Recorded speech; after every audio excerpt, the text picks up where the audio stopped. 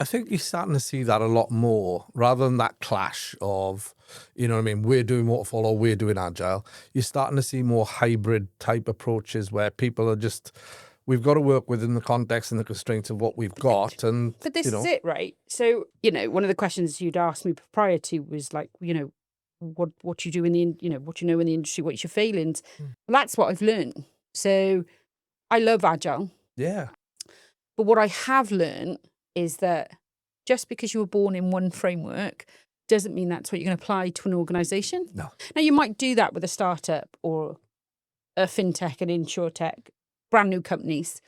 But legacy organizations require you to have something more. And I think this is where the industry then also fails. I see that, definitely. And I think that, especially when you start to see people being dogmatic about it. No, you're not doing it by the book. But the Scrum Guide says. And it's silly because a lot of those things that are in place, they're in place for a reason. Yeah. You know what I mean? And whether they're right or wrong now, it's almost irrelevant to a point until you can show that different benefits. You've got to work with those constraints until you can show another way around.